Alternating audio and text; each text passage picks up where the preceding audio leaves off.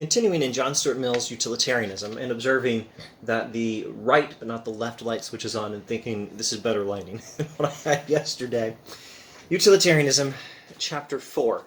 Mill has in chapter 2 explained that utilitarianism is the teaching that what is right is what tends to produce the greatest happiness, giving his subtle and nuanced and detailed elaboration of how exactly we should think of happiness, and some clarifications on how we should pursue happiness, and commenting on the golden rule, etc., etc., etc. And in chapter 2, he also mentioned that the foundation of this principle is the principle that happiness is the purpose of life, or a little more precisely, that happiness is the only thing desirable as an end. Happiness is desirable as an end, and it's the only thing desirable as an end. So chapter 4 is explaining that foundational principle, and we are now in chapter 4. And so far in chapter 4, in the last video, we went over what Mill says in defense of the proposition that happiness is desirable as an end. Happiness is a purpose of life. That doesn't prove by itself that happiness is the only purpose of life. That's the subject of the rest of chapter 4. So in order to show that happiness is a purpose of life, you have to show that it is desired. Desire being our moral faculty, our faculty for knowing what is desirable or what is good. Well, if not the faculty, something close enough. It is the moral corollary to sense perception. I know what is in front of me. I see this gray silver tie with my eyesight. It's by means of my five senses that I know that the thing is there and that it is visible. And it is by means of desire that we know what is desirable or what is good.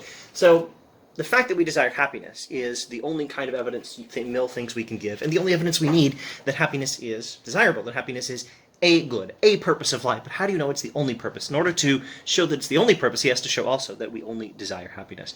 We desire happiness, and now he has to show, or at least defend the rationality of the belief that there's nothing we desire except happiness.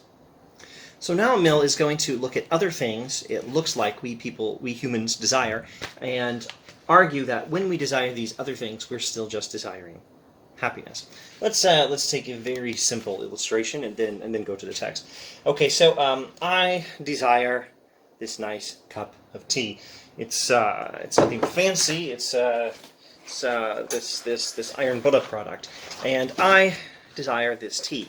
Does that mean that this tea is the purpose of life and happiness is not? Well, no, because when I desire the tea, I desire it as a means to the end of achieving happiness. I'm going to enjoy drinking the tea. Or if you want to get a little more subtle, maybe you say, not that I desire the happiness as a means to the end of tea. Well, let's look at this one as an example. Here's something that's just a means to an end. Here is should I give an American version? Let's do one of each. Here's the U.S. dollar. There's no happiness in this thing. It's a means to the end. At least that's how I use it. I don't want this thing in and of itself. I want to use it to get something else. Here's 10 Hong Kong dollars. And what do I want with the Hong Kong dollars? Same thing. I want to use them as a means to the end of achieving something else. The dollar in any currency is a means to an end. Okay, so it's a means to the end of happiness, but maybe the tea is more than that. Maybe the tea is something that I enjoy, not merely as a means to achieving happiness, but I actually enjoy the tea itself. I desire the tea itself. Does that mean that the tea is still a purpose of life and not happiness alone? Mill is going to say no, because when I desire the tea, I desire the happiness that is mine when I drink the tea. The tea has become for me a part of happiness through my long habit of drinking tea over the years. Tea has become for me a component of happiness as I experience it. So he's going to explain how things that we think we desire, let me rephrase that, things that we do desire that are not exactly the same thing as happiness, that might appear to be counterexamples to the claim that happiness is the only thing we desire, are actually things we desire as parts of happiness. Now let's look at virtue. Let me pause to say, I really admire Mill's rhetoric here. He's been saying happiness is the purpose of life. Well, how many philosophers have said happiness is not the purpose of life? You should sacrifice your happiness for the greater good if you must. Being morally good is more important than achieving happiness. this appears to be the major objection you get from someone like Kant or someone like the Stoics to a perspective like Mill's. And it's the higher objection. Maybe a more natural objection is the fact that a lot of people seem to want money as an end in itself, or a lot of people seem to want power or fame as ends in themselves. But Mill is dealing with the highest form, the noblest form of a possible objection here to his view that happiness is the only thing we human beings desire. The noblest form of the objection would be something like, I desire virtue, not only happiness. And he's dealing with the noblest form of the potential objection here when he says this. It is palpable. Let me clarify where we are. I can't always do this, but at the moment we're still near the beginning of chapter 4. 1, 2, 3. This is the fourth paragraph. Third sentence of the fourth paragraph. Now it is palpable that they, that is, human beings, do desire things which in common language are decidedly distinguished from happiness. They desire, for example, virtue in the absence of vice, no less really than pleasure in the absence of pain. The desire of virtue is not as universal, but it is as authentic a fact as the desire of happiness. It is just as true that people desire virtue as that they desire happiness. Does that mean that virtue is the purpose of life alongside happiness, and a distinct thing from happiness, since virtue is not exactly the same thing as happiness?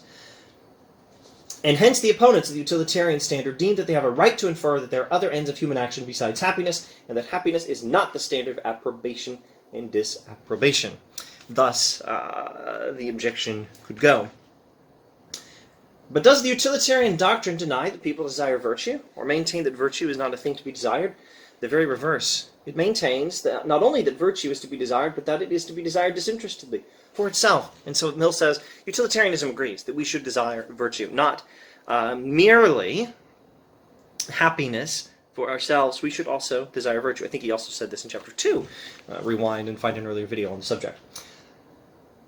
Whatever may be the opinion of utilitarian moralists as to the original conditions by which virtue is made virtue, let's just skip this first half of this very long sentence. Let me rephrase. Utilitarian moralists, skipping part of a sentence, not only place virtue at the very head of the things which are good as means to the ultimate end, but they also recognize as a psychological fact the possibility of its being, to the individual, a good in itself without looking to any end beyond it. Utilitarian moralists recognize virtue as maybe the most important thing that is a means to the ultimate end of greater happiness. But they also recognize as a psychological fact that human beings do desire virtue as a good in itself, without looking to any purpose beyond it. And utilitarians hold that the mind is not in a right state, not in a state conformable to utility, not in the state most conducive to general happiness, unless it does love virtue in this manner as a thing desirable in itself, etc., etc. This opinion is not in the smallest degree a departure from the happiness principle. So now he's praised virtue to the skies and acknowledged that people seek virtue as, so to speak, an end in itself. Actually, there's no so to speak. He's acknowledged that people do seek virtue as an end in itself. Full stop. Does that mean that there's no...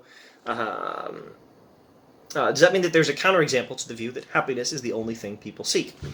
Well, he has to do some moral psychology to answer this objection, having praised virtue. Note how he has, again, my admiration for Mill as a rhetorician, he has not only dealt with, very properly, the noblest form of the objection to his theory.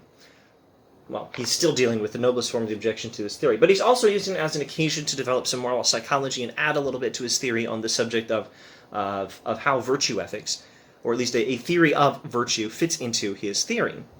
And he's using it as an occasion to join in those noble objectors in praising virtue, because virtue's good. Virtue needs to be praised. Virtue is, what has he already said about the usefulness of virtue? Well, he said that it's useful. He said that it is one of the best things that is good as a means to happiness. And that's some praise of virtue. But also, people seek it as an end in itself. How does that fit with people only seeking happiness? You just have to explain how, when people pursue virtue as an end in itself, for its own sake, they're actually pursuing virtue as, for them, a part of their happiness. The ingredients of happiness are very various, and each of them is desirable in itself, and not merely when considered as swelling and aggregate, etc. You know what? Let's not skip those lines. The principle of utility does not mean that any given pleasure, as music, for instance, or any given exemption from pain, as for example health, is to be looked upon as means to a collective something termed happiness and to be desired on that account. They are desired and desirable in and for itself. Besides being means, they are part of the end. Music, health, and virtue are not just means to the end of happiness. They are also part of the end. They are part of happiness, because that's how we experience happiness. We experience happiness by taking pleasure in music, health, virtue. These things become part of happiness. Now, virtue, according to the utilitarian doctrine, is not naturally and originally part of the end, but it is capable of becoming so.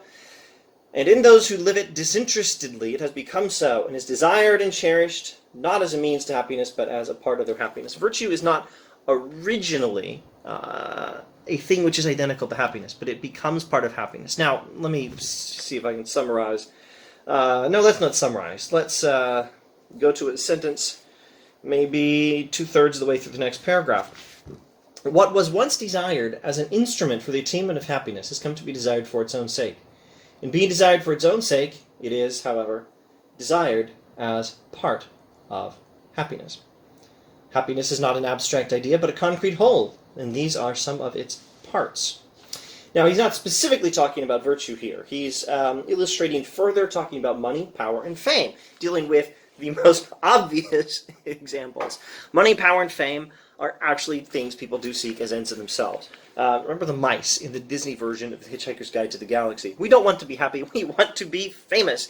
And a lot of people seem to think that money is their purpose in life, not merely something they may attain by means of money, but some people seem to think money is what they actually want in life, not just a means to an end. Money, power, and fame seem to be pursued as ends in themselves. Well, does this mean that something besides happiness is pursued as an end in itself? In a sense, yes, in that these are not things that are exactly the same thing as happiness. But that doesn't mean they're distinct from and separate from happiness. What it means is they are things that have not originally been happiness and a purpose of life, but become a part of happiness for some people through the process of habituation. Habits are what make this happen. A thing that let me use his words here. Same paragraph in the to illustrate this further paragraph, if you want to find it in the text, perhaps online. There are public domain English editions all over the internet, no doubt. From being a means to happiness, it has come to be itself a principal ingredient to the individual's conception of happiness. By association, let's go back closer to the beginning of the paragraph to illustrate this further, etc., etc.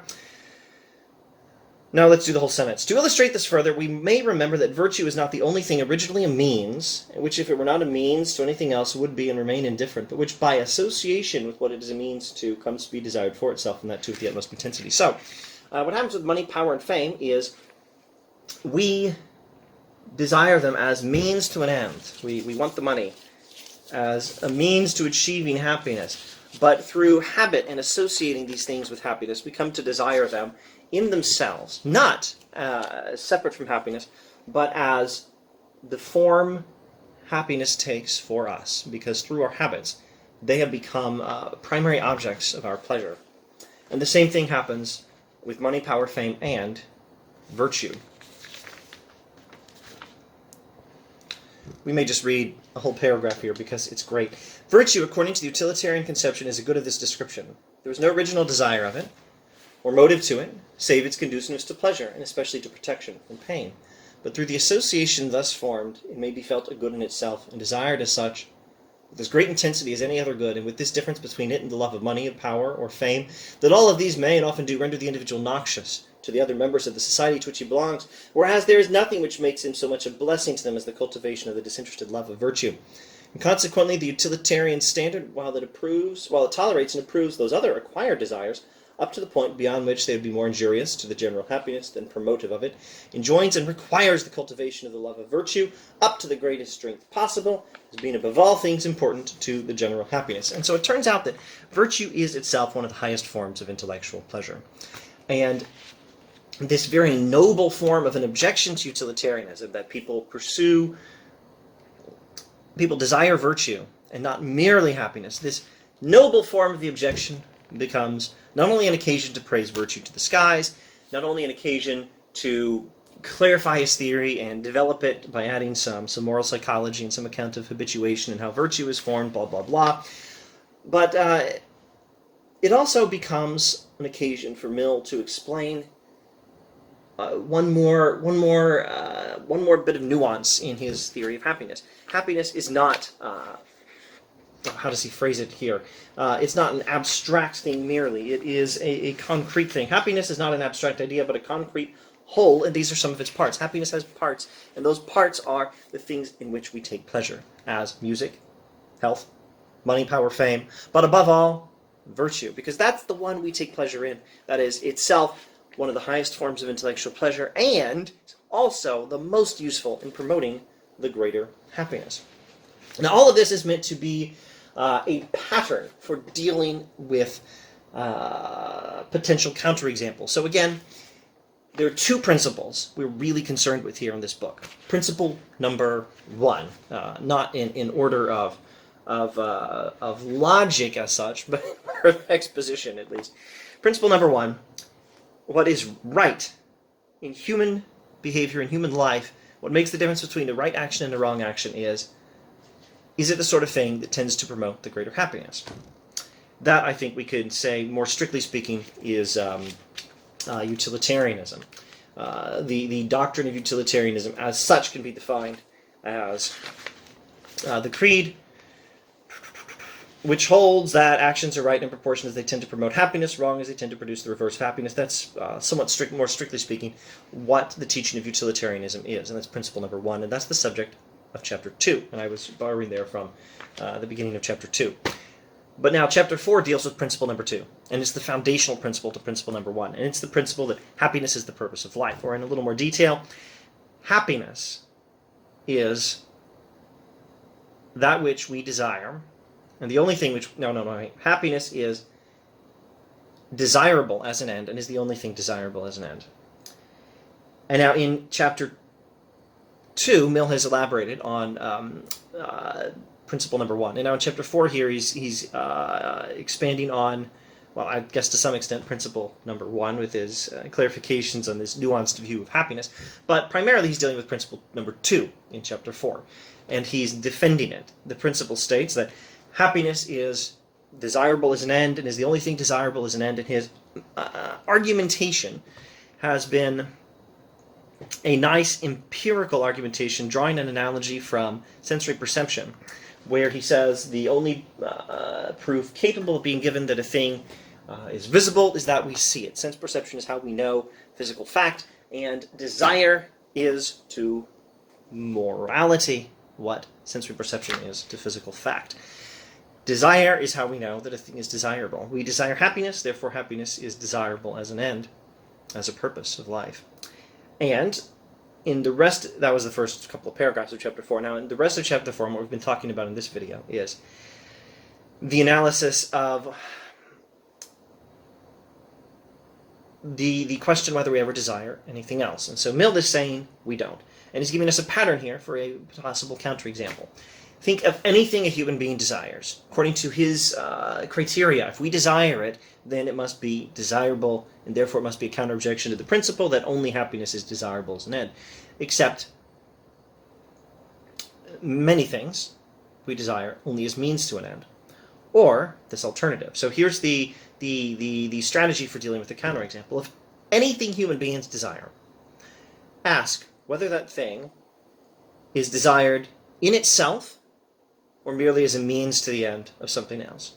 If it's merely a means to the end of something else, it's not an objection to the principle that only happiness is desirable because only happiness is desired as an end.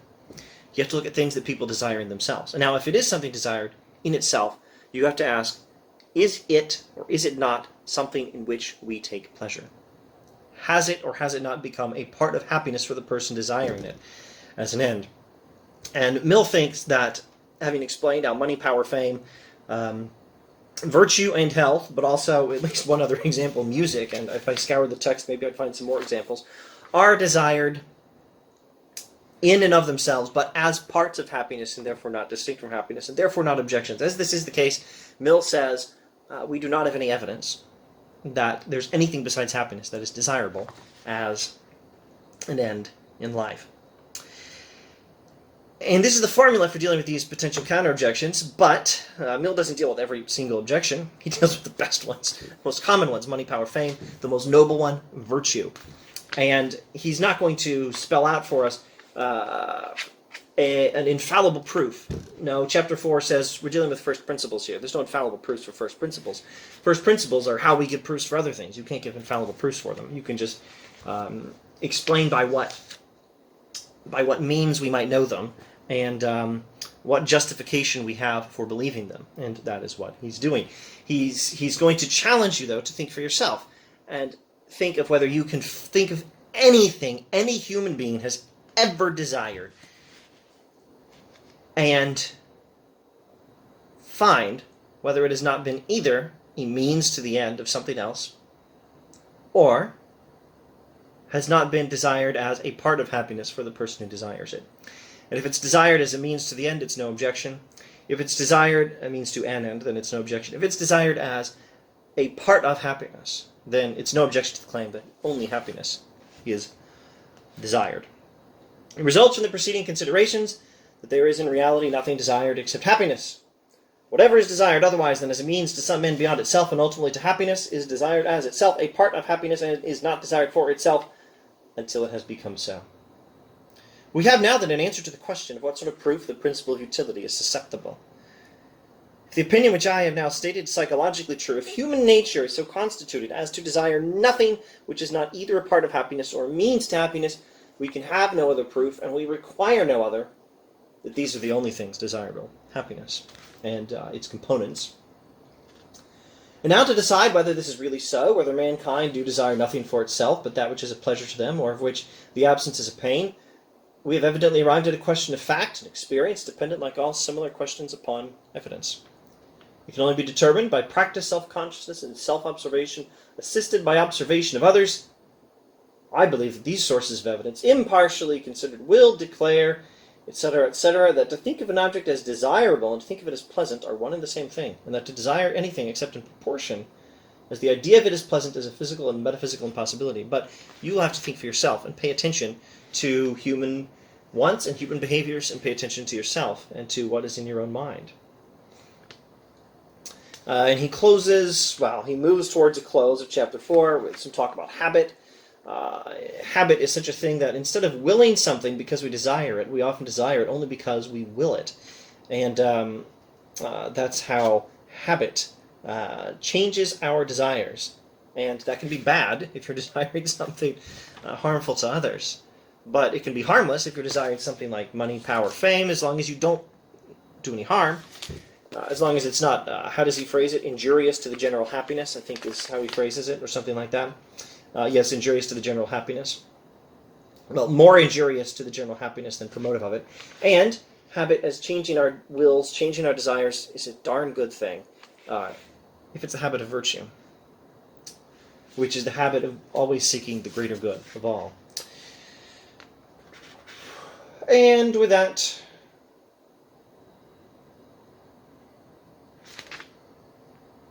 I thought we're more or less done with the series. If this doctrine be true, last two sentences of chapter 4, but if this doctrine be true, the principle of utility is proved. Whether it is so or not must now be left to the consideration of the thoughtful reader and to the thoughtful viewer of nerdy philosophy videos on YouTube.